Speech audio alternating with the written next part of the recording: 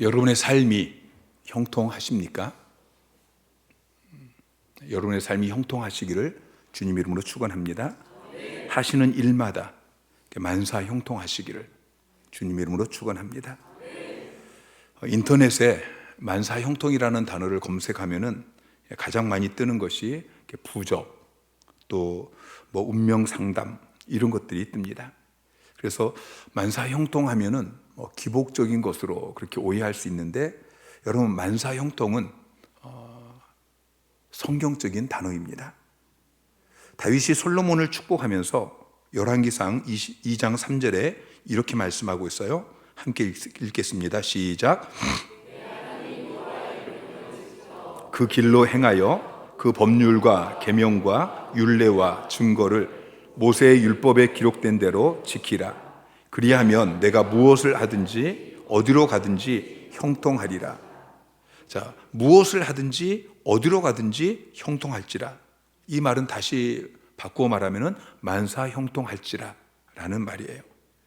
오늘 3절에도 보면은 그의 주인이 여호와께서 그와 함께 하심을 보며 또 여호와께서 그의 범사에 형통하게 하심을 보았더라. 자, 범사에 형통하게 하심, 이게 뭡니까? 범사는 만사잖아요. 만사 형통하게 하심을 보았더라. 하나님께서 요셉을 만사 형통하게 하셨다라고 성경은 말씀하고 있어요. 여러분의 삶이 만사 형통하게 되시기를 다시 한번 주님의 이름으로 축원합니다. 자, 하나님께서 요셉을, 자, 2절 말씀을 보면은 요셉을 형통한 자, 또 3절에 범사에 형통하게, 그렇게 말씀하고 있는데, 사실 지금 요셉의 모습은 종살이하고 있죠. 자, 23절에서 가서 보면은 범사에 형통하게 하셨다라고 이야기하고 있는데, 그때 요셉은 감옥에 갇혀 있어요. 자, 종살이하고 있고 감옥에 갇혀 있는데, 그런데 왜 만사 형통하다라고 이야기를 할까요? 여러분, 성경을 읽다가 좀 이상한 말씀이 나오면은 그냥 덮어놓고 믿어서는 안 돼요. 뭐지? 여러분, 질문을 하시기 바랍니다. 여러분, 형통이라는 말의 뜻이 무엇입니까? 제가 사전을 찾아보니까 형통을 이렇게 정의하고 있어요. 모든 일이 뜻과 같이 잘 됨. 모든 일이 뜻과 같이 잘 되어지는 것, 이것을 형통이라고 설명하고 있습니다. 그런데 이 설명에는 뭔가가 빠진 것 같아요.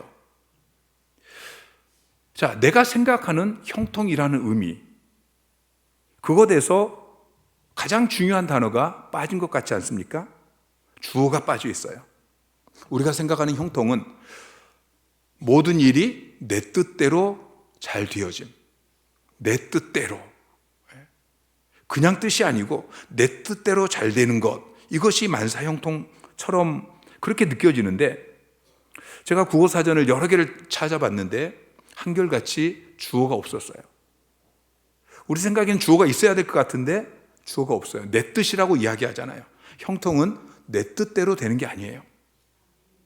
여러분, 자녀는 내 뜻대로 되는 것이 형통한 게 아닙니다.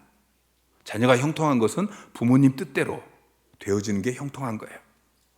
여러분, 하나님의 자녀인 저와 여러분도 형통한 게 뭐냐면은 내 뜻대로 되는 것이 아니고 하늘 아버지 뜻대로, 나를 창조하신, 나를 구원하신, 나를 거듭나 하나님의 자녀 삼으신 그 하늘 아버지 뜻대로 되어지는 것이, 그게 형통한 거예요.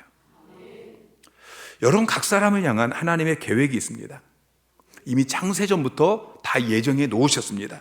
그 계획대로 되는 것이, 아버지의 뜻대로 되어지는 것이 형통한 거예요. 그것이 성공하는 거예요. 여러분, 하나님의 계획은 이건데, 하나님의 계획을 벗어나서 갔다면, 여러분 지금 당장 보기에 잘된 것처럼 보일지 모르지만, 여러분 결국은 갔던 만큼 다시 돌아와야 돼요. 여러분, 하나님의 뜻이 무엇인지 아십니까? 하나님의 뜻은 여러분이 잘 되는 것이 하나님의 뜻이에요. 하나님의 뜻은 여러분이 형통하게 되는 것이, 그게 하나님의 뜻이에요. 자, 에레미야 29장 11절 말씀 시작. 여호와의 말씀이니라. 너희를 향한 나의 생각을 내가 아나니 평안이요 재앙이 아니니라. 너희에게 미래와 희망을 주는 것이니라. 자, 너희를 향한 나의 생각, 뭐라고 이야기하고 있어요? 평안이라고 이야기하고 있어요. 너에게 미래와 희망을 주는 것이다. 이게 하나님의 생각이에요. 하나님의 뜻이에요. 하나님은 여러분이 평안하기를 원하셔요. 하나님 여러분의 미래에 희망이 있기를 원하셔요. 신명기 10장 13절에 보면은 내가 오늘 내 행복을 위하여 내게 명하는 여호와의 명령과 규례를 지킬 것이 아니냐. 하나님의 뜻은 여러분이 행복해지는 거예요. 여러분의 뜻은 뭐예요? 여러분의 뜻도 여러분이 행복해지는 것 아닙니까? 하나님의 뜻뿐만 아니라 내 뜻도 내가 행복해지는 것이니까 내 뜻대로 되는 것이 형통한 것 아닙니까? 여러분, 나보다 하나님이 더 잘 아셔요. 내가 행복해지는 것, 이것을 나보다도 하나님 아버지가 더 잘 아셔요. 자녀들이 잘 되는 것, 자녀들이 형통하게 되어지는 것, 부모가 더 잘 알아요. 여러분 그렇게 믿으십니까? 여러분, 내 삶의 진짜 행복한 비결은 나를 창조하신 하늘 아버지께서 더 잘 아신다. 그래서 하나님의 뜻대로 되는 것이 내 인생이 형통한 거예요. 나의 갈 길 다가도록 예수 인도하시니 무슨 일을 만나든지 만사 형통하리라. 무슨 일을 만나든지 만사 형통하리라 그랬어요. 여러분, 만사 형통은 아무 일도 안 일어나는 게 아니에요. 무슨 일을 만나든지 하나님께서는 그 모든 일을 합력하여서 서원을 이루셔요. 그래서 지금 내 뜻대로 잘 안 되어지고 내가 원치 않는 어떤 일을 만나고, 그런데 그 속에서도 하나님의 계획대로 되어지고 있는, 여러분 이게 만사 형통이에요. 다시 말씀을 드려요. 내 삶에 내가 원치 않는 어떤 문제가 일어나지 않는 게 아니에요.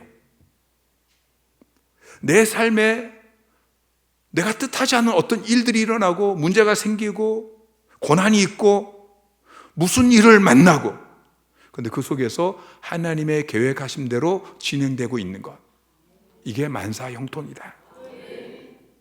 요셉은 그 인생이 지금 하나님의 계획대로 흘러가고 있어요. 그래서 형통하다라고 말하고 있는 것입니다. 요셉을 향한 하나님의 계획은 1차적으로는 애굽의 총리가 되어지는 거예요. 요셉이 애굽의 총리가 되어지고, 그래서 7년 기근 가운데 이 애굽뿐만 아니라 근동의 많은 사람들을 구원하는 것, 이것이 1차적으로 하나님의 뜻이고, 그리고 궁극적으로는 하나님께서 약속하신 아브라함의 축복이 이루어질 수 있도록, 그래서 땅의 모든 족속이 너를 통해서 복을 받는 그 위대한 민족, 이스라엘 민족을 만들기 위해서 야곱의 12아들이 애굽의 곧센 땅에 들어가서 거기서 터를 잡고 큰 민족이 되게 하는, 이것이 하나님께서 요셉을 향한 뜻이에요. 결국에는 그들이 가나안 땅에 들어가서 이스라엘 나라를 만들고 하나님 나라가 세워지고, 그리고 땅의 모든 족속들이 복을 받게 되어지고, 이 일을 위해서 요셉을 총리가 되게 하는 것, 이것이 하나님의 뜻인 것입니다. 그런데 하나님께서 요셉을 그렇게 애굽의 총리로 그냥 뚝딱 세우지 않습니다. 먼저 그 일을 할 수 있는 사람으로 준비시키십니다. 하나님이 어떤 일을 하실 때 보면 항상 그래요. 하나님께서 갑자기 불러서 그 사람을 쓰시는 것이 아니고 그 사람을 먼저 준비시켜요. 모세도 40년 동안 애굽의 바로 궁전에서 그를 만드시죠. 그때는 지도자로서 학문을 배우게 하고 여러 가지 것들을 배우게 해요. 통치자로서의 그런 준비. 근데 그게 부족하니까 다시 40년 동안 광야에서 이제 양치기 생활을 하면서 온유함을 배우게 하시고, 인내하는 것을 배우게 하시고, 하나님 의존하는 걸 배우게 하시고 준비시키셔요. 하나님께서 요셉을 보디발의 집에 보내셔요. 그래서 10년 동안 종살이 하게 해요. 감옥에 보내셔요. 거기서 또 2년, 3년 그렇게 죄수의 신분으로 갇혀 있게 하셔요. 그러면서 그 기간 동안에 시위대장의 집인 이 보디발의 집, 제법 규모가 큰 그 집의 살림살이를 총책임지는 그러한 가정 총무로 훈련을 받게 하셔요. 왕의 감옥에서 재반 사무를 그렇게 처리하면서 애굽의 총리로 하나님께서 준비를 시키셔요. 그러니까 지금 요셉이 구덩이에 던져지고 종으로 팔려가고 또 감옥에 갇히고 무슨 일을 만나고 있어요. 그런데 하나님의 계획대로 되어가고 있다는 것이죠. 그러니까 만사 형통한 것입니다. 만약에 요셉이 탈출 계획을 세우고 준비하고 그래서 1년 만에 탈출해서 아버지 집으로 돌아갔어요. 그러면 요셉이 생각하기를 내가 계획을 세운 대로 형통하게 되었다, 그렇게 생각하겠죠. 그런데 하나님의 계획에 만사 형통한 게 아닌 것입니다. 그는 총리가 될 수 없고 그리고 하나님의 구원 역사 가운데 쓰임받을 수가 없는 거예요. 여러분의 삶은 하나님의 계획대로 진행되고 계십니까? 여러분이 무슨 일을 만나든지 요셉처럼 만사 형통하게 되시기를 주님의 이름으로 축원합니다. 자, 그러면 요셉이 형통한 비결이 무엇입니까? 2절 말씀을 보면은 여호와께서 요셉과 함께 하심으로 그가 형통한 자가 되어. 하나님이 요셉과 함께 하셨기 때문에 요셉이 형통한 자가 되었다라고 이야기하고 있어요. 그의 주인 애굽 사람의 집에 있으니 그의 주인이 여호와께서 그와 함께 하심을 보며 또 여호와께서 그의 범사에 형통하게 하심을 보았더라. 심지어는 주인 보디발도 요셉이 하나님이 요셉과 함께 하시는 것을 보았어요.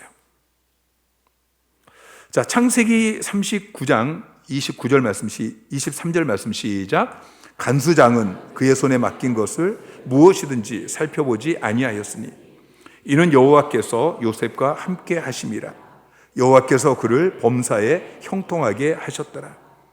자, 감옥에 있는데도 하나님께서 요셉과 함께 하시니까 범사에 형통하게 되어지죠.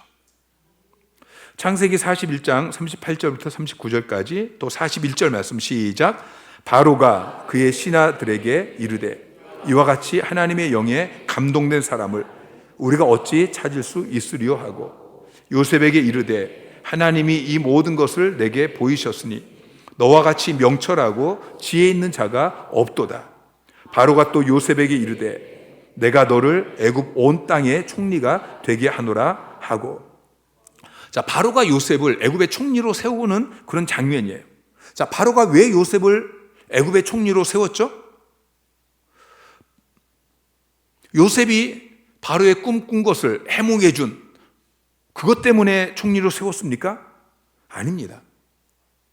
요셉이 꿈을 해몽해 준 게 중요했다면 바로가 그 꿈을 언급했을 거예요. 성경도 그 꿈을 언급했을 것입니다. 그런데 지금 바로가 요셉을 총리로 세우면서 언급하고 있는 것은, 성경이 언급하고 있는 것은 무엇입니까? 너와 같이 명철하고 지혜 있는 자가 없도다. 여러분, 요셉이 명철하고 지혜가 있었기 때문에, 총리감이었기 때문에 바로가 생각할 때에 요셉을 총리로 세우면은 명철하고 지혜가 있어서 이 7년 풍년 때에 이 곡식들을 잘 준비하고 창고를 세워서 잘 준비하고 7년 흉년을 잘 넘겨갈 수 있겠다. 그래서 총리로 세운 거예요. 너와 같이 명철하고 지혜 있는 자가 없다. 그러면 요셉이 어떻게 명철하고 지혜가 있을 수 있었습니까? 그 이유는 그가 공부를 열심히 했기 때문이 아니죠. 하나님의 영에 감동되어졌었고, 그리고 하나님이 이 모든 것을 내게 보이셨으니 하나님이 함께 하셨어요. 하나님이 함께 하시고 하나님이 도와주시니까 명철하고 지혜 있게 되어져서 총리가 되어진 것입니다. 사무엘상 5장 10절에 보면은 만군의 하나님 여호와께서 함께 계시니 다윗이 점점 강성하여 가니라. 다윗도 하나님이 함께 하시니까 그가 강성해 갔어요. 열왕기하 18장 7절 말씀 시작. 여호와께서 그와 함께 하심에 그가 어디로 가든지 형통하였더라. 히스기야 왕도 하나님이 함께 하시니까 어디로 가든지 형통하였어요. 자, 지금까지 말씀을 드린 것을 짧게 다시 한번 정리를 해드릴게요. 자, 형통에 대해서 여러분이 바르게 정리를 하셔야 돼요. 형통이 무엇입니까? 하나님의 계획대로 되고 있는 것, 이게 형통한 거예요. 여러분의 삶이 만사 형통하는 것은 하나님의 계획대로 되고 있는 것. 자, 누가 형통한 사람입니까? 어떤 사람이 그렇게 형통하게 되어지죠? 하나님이 함께 하시는 사람. 여러분 두 가지를 기억하세요. 여러분이 만사 형통한 삶을 사셔야 되는데 형통의 의미를 바로 아셔야 되고, 그리고 하나님이 함께 하셔야 만사 형통할 수 있다. 자, 그럼 문제는 어떤 사람에게 하나님이 함께 하시느냐 하는 거예요. 어떻게 하면 하나님이 나와 함께 하시느냐 하는 것이죠. 하나님이 나와 함께 하시면 내가 만사 형통한 삶을 살 수 있는데, 하나님은 어떤 사람과 함께 하시느냐? 하나님은 자기 백성과 함께 하십니다. 여러분 믿으십니까? 여러분은 하나님의 백성입니다. 그럼 여러분은 하나님이 함께 하시는 사람이죠. 하나님의 이름은 임마누엘입니다. 마태복음 1장 23절 말씀 시작. 보라, 처녀가 잉태하여 아들을 낳을 것이요 그의 이름은 임마누엘이라 하리라 하셨으니 이를 번역한즉 하나님이 우리와 함께 계시다 함이니라. 자, 하나님의 이름이 임마누엘인데요. 임마누엘 번역하면은 하나님이 우리와 함께 계시다. 하나님은 우리와 함께 계시는 분이셔요. 성경에 보면은 하나님께서 우리와 함께 계시겠다고 수없이 약속하고 계셔요. 신명기 31장 23절 말씀 시작. 여호와께서 또 눈의 아들 여호수아에게 명령하여 이르시되 너는 이스라엘 자손을 인도하여 내가 그들에게 맹세한 땅으로 들어가게 하리니 강하고 담대하라. 내가 너와 함께 하리라 하시니라. 하나님께서 여호수아를 향해서 강하고 담대해라. 내가 너와 함께 할 것이다. 가나안 땅에 들어가서 전쟁을 치러야 되는데 내가 너와 함께 한다. 강하고 담대하라. 이사야 41장 10절에 두려워하지 말라. 내가 너와 함께 함이라. 놀라지 말라. 나는 내 하나님이 됨이라. 내가 너를 굳세게 하리라. 참으로 너를 도와주리라. 참으로 나의 의로운 오른손으로 너를 붙들리라. 하나님께서 여러분과 함께 하십니다. 여러분이 어떤 길을 걸어가든지, 여러분의 삶이 어떤 상황이 여러분 앞에 놓이든지 하나님이 여러분과 함께 하시고 여러분을 도우시고 여러분을 붙드십니다. 이사야 43장 2절 보면 내가 물 가운데로 지날 때에 내가 너와 함께 할 것이다. 강을 건널 때에 불 가운데로 지날 때에 하나님께서 함께 하시겠다고 약속하고 계셔요. 하나님은 늘 우리와 함께 계십니다. 그런데 왜 어떤 사람은 형통한 삶을 살지 못할까요? 자, 하나님이 우리와 함께 하시면 그 사람은 형통한 삶, 하나님의 뜻대로 이루어지는 형통한 삶을 살아야 되는데, 자, 하나님이 우리와 함께 하시는데 왜 어떤 사람들은 형통한 삶을 살지 못하죠? 그 사람이 하나님과 동행하지 않기 때문이에요. 하나님은 우리와 함께 계셔요.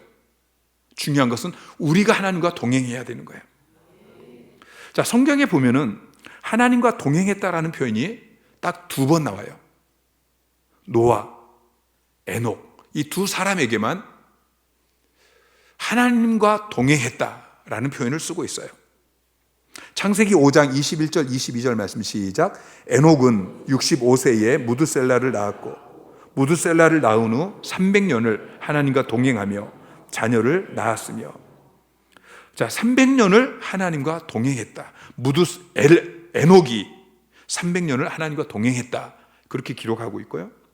창세기 6장 9절 말씀 시작. 이것이 노아의 조건이라.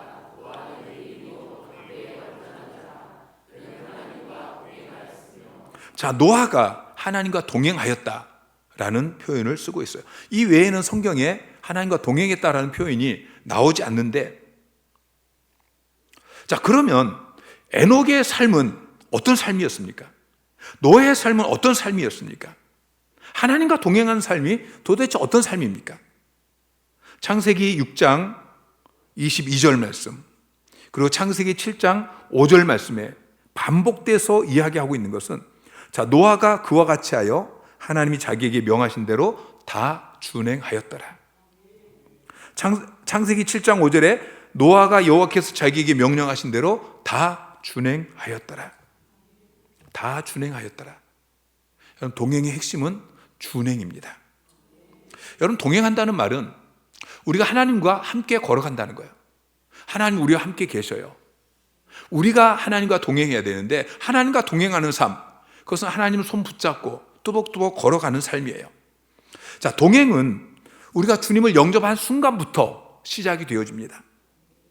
우리가 예수님을 영접할 때 주님이 우리 안에 들어오시고 우리가 주님 안에 들어가고, 자, 주님이 우리 안에 들어오실 때에 우리의 주님으로, 우리의 주인으로, 우리의 왕으로 그렇게 우리 안에 들어오셨어요. 여러분, 우리가 주님과 동행하기 위해서는 우리는 종이고 주님이 주인이셔야 돼요. 나는 그분의 백성이고 그분이 나의 왕이셔야 돼요. 내가 하고 싶은 대로 그렇게 살아간다면, 주인의 뜻에 순종하지 않고 왕의 통치를 받지 않고 내 마음대로 살아간다면 그 사람은 주님과 동행할 수 없는 거예요.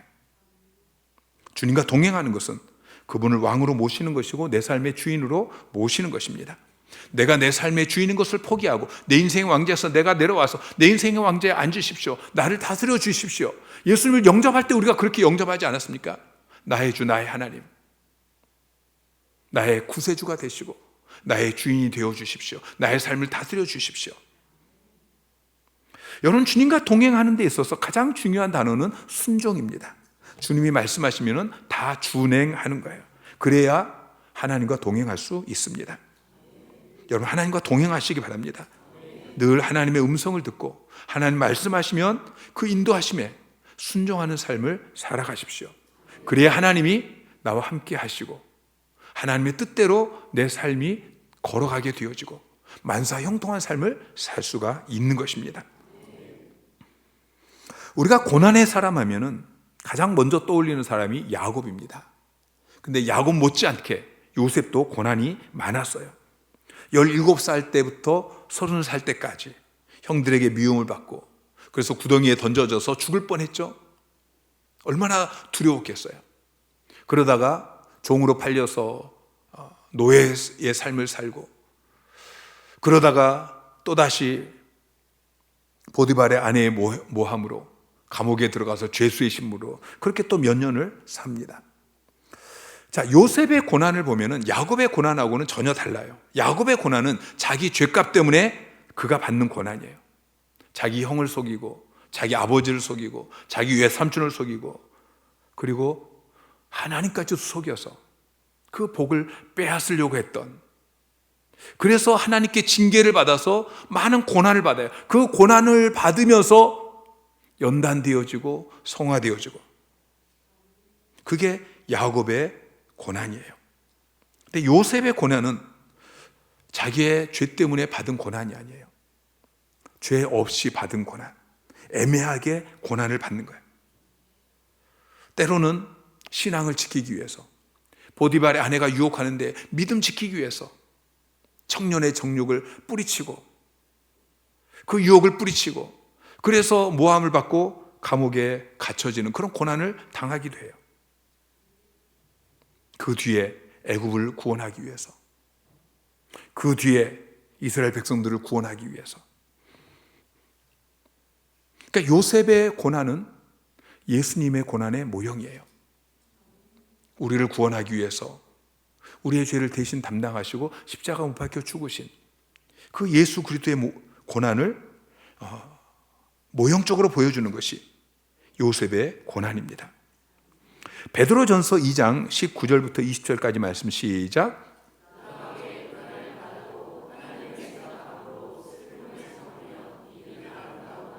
죄가 있어 매를 맞고 참으면 무슨 칭찬이 있으리요. 그러나 선을 행함으로 고난을 받고 참으면 이는 하나님 앞에 아름다우니라. 자, 부당하게 고난을 받아도 하나님을 생각함으로 슬픔을 참으면 아름다운 것이다. 부당하게 고난을 받아요. 죄가 있어 매를 맞고 참는 것은 칭찬이 없어요. 그러나 부당하게, 애매하게, 그리스도인이 받는 고난은 이런 고난이 되어야 돼요. 야곱의 고난이 있어요. 육신의 정욕, 안목의 정욕, 이생의 자랑에 사로잡혀 살다가 당하는 고난이에요. 여러분, 이런 고난을 당하고 있다면 회개하시기를 바랍니다. 그런데 여러분의 삶에 요셉의 고난이 있을 수 있어요. 하나님의 뜻대로 살려고 해서 남편에게 당하는 고난, 직장에서 당하는 고난, 예수님 때문에 당하는 고난, 주와 복음을 위해서 그렇게 당하는 고난, 세상과 타협하지 않고 죄와 타협하지 않고 믿음으로 살기 위해서 그렇게 살아가다가 당하는 고난, 그런 고난을 당할 때에 내가 예수 잘 믿는데 왜 나의 삶에 지금 이렇게 고난이 찾아오느냐? 그럼 그렇게 불평하지 마세요. 감사하시기 바랍니다. 이건 감사할 고난이에요. 감사하시고 인내하시고, 그러면 하나님 앞에 아름답고 칭찬이 있어요. 상급이 있어요. 영광이 있어요. 여러분, 성도는 고난을 받아야 합니다. 빌립보서 1장 29절 말씀 시작. 너에게 은혜를 주신 것은 다만 그를 믿을 뿐 아니라 또한 그를 위하여 고난도 받게 하려 하심이라. 하나님이 여러분에게 은혜를 주신 이유는 주님을 위해서 고난 받으라고 여러분에게 은혜를 주셨단 말이에요. 여러분 은혜 받으셨죠? 여러분 은혜를 받으셨으면 고난도 받으셔야 돼요. 디모데후서 2장 3절에는 너는 그리스도 예수의 좋은 병사로 나와 함께 고난을 받으라 명령을 하고 있어요.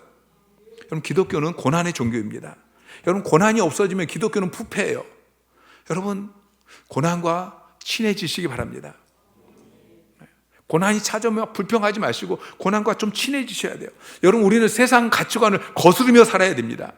여러분, 예수 믿는 사람은 세상에서 낮아지고 손해보고 고난당하고 그리고 섬기고, 여러분, 이게 성도의 삶인 거예요. 자, 하나님께서 왜 우리에게 고난을 주실까요? 첫째는 시련을 통해서 우리의 믿음을 순수하게 만드시기 위해서 우리에게 고난을 주시는 것입니다. 그래야 주님 오실 때에 우리가 칭찬과 영광과 존귀를 받을 수 있게 되어지는 거예요. 베드로전서 1장 7절 말씀 시작. 너희 믿음의 확실함은 불로 연단하여도 없어질 금보다 더 귀하여 예수 그리스도께서 나타나실 때에 칭찬과 영광과 존귀를 얻게 할 것이니라. 자, 너희 믿음의 확실함은 이라고 번역하고 있는데, 현대인의 성경은 이렇게 번역하고 있어요. 시련을 겪은 순수한 믿음은. 자, 그 뒤에 보면 불로 연단하여도 라는 표현이 나오죠. 이 앞부분이 시련을 이 금이 용광로에서 불로 연단되어질 때에 순수하게 되어지는 것처럼 이 시련을 겪은 순수한 믿음, 이것은 칭찬과 영광과 존귀를 받게 되어진다 라고 이야기하고 있어요. 여러분, 시련을 통해서 여러분의 믿음이 연단되어지고 믿음이 자라나고 그럴 때에 주님 앞에 칭찬과 영광과 존귀를 받게 되어지는 것입니다. 그러니 이 시련이 얼마나 좋은 건지 몰라요. 왜 하나님이 우리에게 고난을 주십니까? 하나님의 율례를 알게 하시려고, 하나님의 뜻을, 하나님의 명령을, 하나님의 법을 깨닫게 하시기 위해서 우리에게 고난을 주시는 거예요. 시편 119편 71절 말씀 시작. 고난 당하는 것이 내게 유익이라. 이로 말미암아 내가 주의 율례들을 배우게 되었나이다. 고난 당하는 게 유익이라고 이야기하고 있어요. 여러분, 애매하게 고난 당하여도 그게 여러분에게 유익해요. 그것을 통해서 하나님의 뜻을 배우게 되어져요. 기도하게 하시려고 하나님께서 우리에게 고난을 주셔요.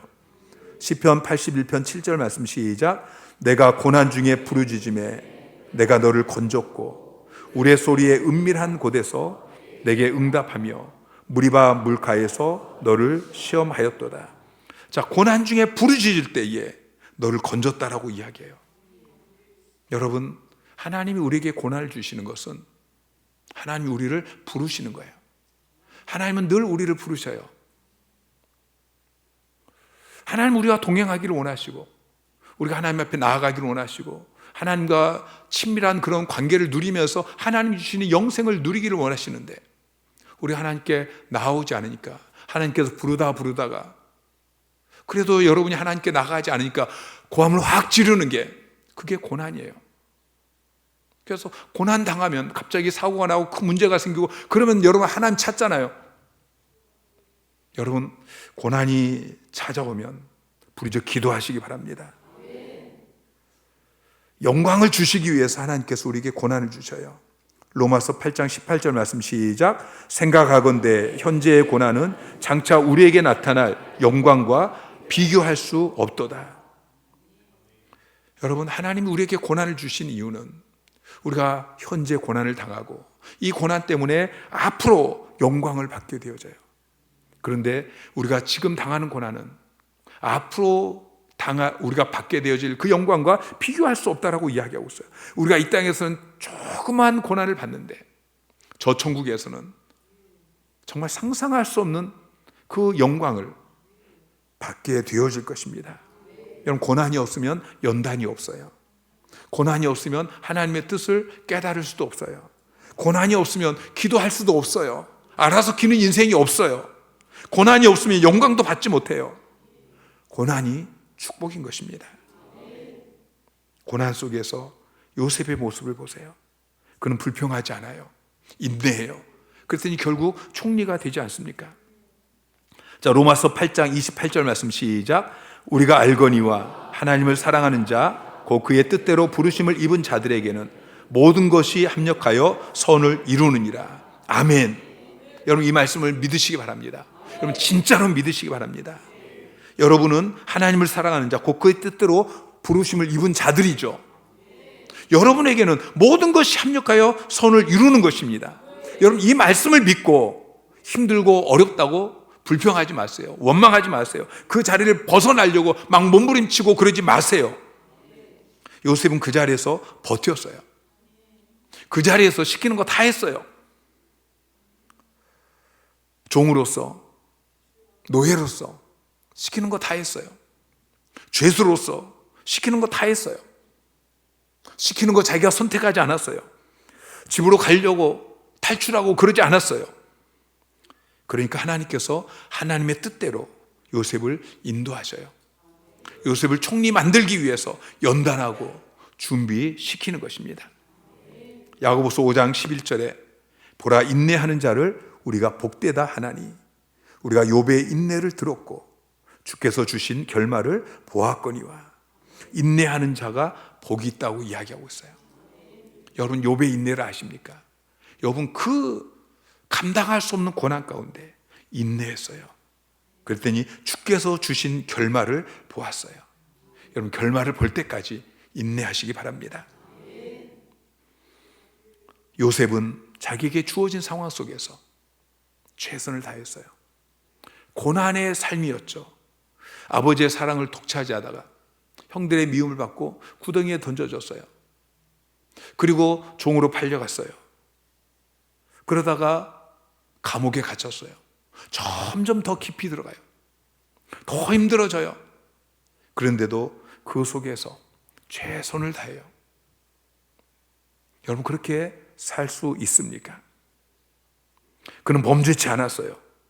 그냥 될 대로 되라, 그런 심정을 가지고 그냥 멋대로 살 수 있는데 그는 그 속에서도 믿음을 지켰어요. 하나님의 백성답게 경건한 삶을 살았어요. 순교를 지켰어요. 보디발의 아내의 이 성적인 유혹을 그건 뿌리쳤어요. 여러분, 마지막에 웃는 사람이 승자입니다. 중요한 것은 결국이죠. 결국 요셉에게 어떤 복이 주어졌습니까?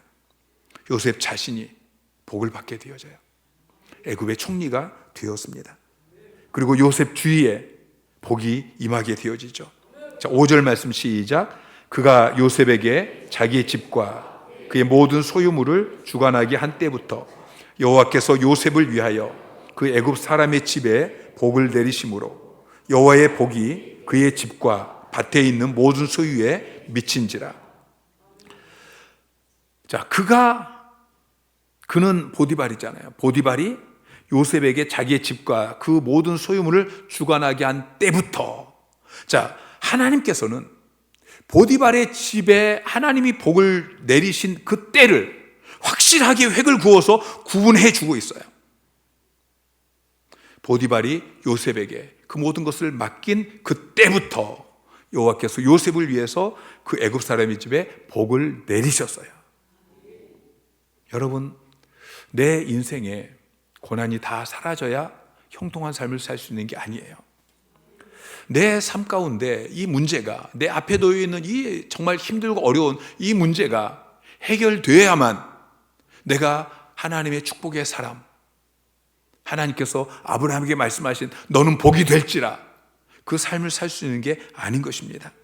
시련 중에도 하나님이 나와 함께 하시면 우리는 복이 될 수 있습니다. 가정이나 직장에도 이런 일이 일어나고 교회에도 이런 일이 일어나야 돼요. 여러분이 가정에 들어온 이후부터, 여러분이 그 직장에 들어간 때부터, 여러분이 셀에 들어온 때부터, 여러분이 한 학교에 들어온 그때부터 여호와께서 여러분을 위해서 그 곳에, 그 공동체 가운데, 그 집에, 그 일터 가운데 복을 부어주시는, 여러분이 그런 존재가 되기를 위해서 기도하시기 바랍니다. 나 때문에 하나님께서 복을 주시는 그 일이 여러분이 발로 밟는 곳마다 일어나야 하는 것입니다. 요셉의 복이 보디발의 집에만 머무르지 않았어요. 감옥에 들어가니까 감옥에도 하나님께서 요셉 때문에 복을 부어주시고, 나중에는 애굽이, 그리고 애굽 군동이, 그리고 그를 통해서 이스라엘 민족이 복을 받게 하셔요. 하나님께서 아브라함에게 약속하셨던 땅의 모든 족속이 너를 통해 복을 받는 그 크고 위대한 민족이 요셉을 통해서 이루어지는 것입니다. 여러분, 만사 형통한 사람이 되시기를 바랍니다. 여러분이 만사 형통한 사람이 될 때 여러분을 통해서 여러분의 가정에 하나님의 복이 임하게 될 것입니다. 여러분을 통해서 여러분의 일터 가운데 하나님의 복이 임하게 될 것입니다. 여러분을 통해서 여러분의 셀에, 전도 소그룹에, 하나 교회 가운데, 여러분이 발로 밟는 모든 땅 가운데 하나님의 복이 임하게 될 것입니다. 여러분, 고난의 때에도 형통한 삶을 살 수 있습니다. 여러분, 신앙생활은 로또처럼 한 방이 아닙니다. 마라톤과 같아요. 43.195km. 여러분, 그 마지막 순간까지 인간의 한계점을 통과하면서 마지막 결승선에 이르러야 하는 것입니다. 근데 많은 사람이 평상시에는 주님을 잘 따릅니다. 그런데 고난의 시기가 찾아오면 하나님을 뛰쳐나가고 불평하고 원망하고, 여러분, 끝까지 통과해서 형통한 사람이 되시기를 주님의 이름으로 축원합니다. 이 밤에 여러분의 삶 가운데 있는 고난을 점검하시기 바랍니다. 고난은 두 가지입니다. 내 죄 때문에, 나의 잘못 때문에, 나의 실수 때문에 그렇게 나에게 찾아온 고난이 있다면 여러분 회개하세요. 그럼 여러분의 삶의 고난이 떠나가게 되어질 것입니다. 그런데 아무리 생각해도 내 죄 때문이 아닌데 애매하게 또는 믿음을 지키려고 하다가 나의 삶의 고난이 찾아왔다면 여러분 불평하지 마시기 바랍니다. 하나님, 이 고난을 내가 잘 통과하게 해주십시오. 이 고난 때문에 내가 연단되게 하시고 내가 만들어지게 하시고 요셉처럼 그렇게 만들어지게 하십시오. 형통하게 하여 주십시오. 고난 중에도 형통하게 하여 주시고 고난 중에 만들어지게 하시고, 그리고 하나님의 때에 내가 나를 통해서 땅의 모든 족속이 복을 받는 그 위대한 하나님의 사람으로 만들어지게 하여 주시옵소서. 그렇게 부르짖어 기도하는 저와 여러분이 되기를 소망합니다.